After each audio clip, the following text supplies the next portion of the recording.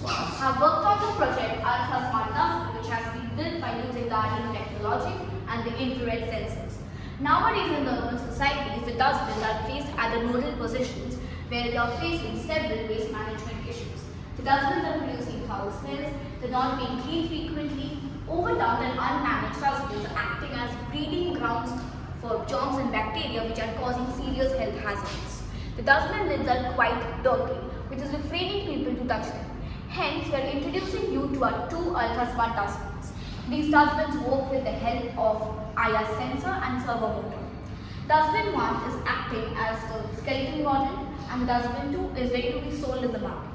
The major highlight of this project is that the dustbin is identifying the optimum level of waste and sending a signal to communicate with the municipal corporation for a more efficient waste management by maintaining hygiene and by monitoring the dustbin's current status.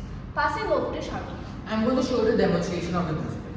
As I put my hand in front of the IR sensor detects my hand, which lifts the lid automatically. Now, I'm going to throw some trash in it. As you can see, the dustbin is completely filled with trash. The topmost IR sensor detects the level of the trash and the Arduino kit collects the data in form of CSV files. In case of dustbin 1, as I put my hand in front of the IR sensor, the lid opens automatically too. The dustbin is not completely filled, so we can name it as yet to be filled. Now coming to the live CSV files, which are in form of Excel sheets. In case of dustbin 1, there are no timestamp or a message because it's not completely filled. But in case of dustbin 2, there's a message called object detected for a long time and a timestamp which is 8:19 AM. It shows the timestamp because the dustbin is completely filled. Now, there's a Python program running at the back end. The Python program collects the data and after compiling the data, it forms a doc file report which is sent to the registered email ID of the municipality office directly through email as a doc attachment. The program executes itself after every 6 hours, which can be changed according to the requirements. Now let us see the live report. Now as I run the Python program, a message can be seen in the screen.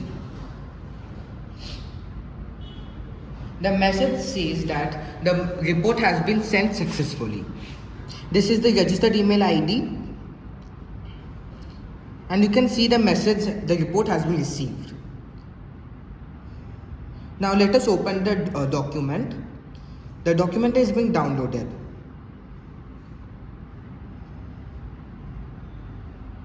The report shows the dustbin's name and the status and the last detected time. The dustbin 1 is yet to be full and there's no timestamp because it's not completely filled. Dustbin 2 shows full and the timestamp which is 8:19 AM, which was same as the Excel sheet. This is the uniqueness of the project. Now I would like to pass it on to Bedit. Thank you, Sean. Now, as my friend Sharna had said, an email gets sent to the municipality corporation through a Word document. Now, this document is a crucial piece of information so that the municipality corporation does not have to search through every single place just to check whether they are filled or empty. They will have to waste their precious time, manpower and labor in order to do so.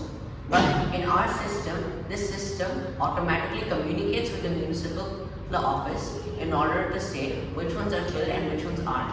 That way, they can easily utilize this time and go to the certain places where the dustbins are completely filled. Now, this project also has a fourth vertical. Every 6 months, a report will be sent to the annual budgeting team of the municipal corporation where a report will be sent which places dustbins are most frequently filled up and require more units so that they can think for the next annual year and appoint more units and more installations in order to keep that place hygienic and cleanliness.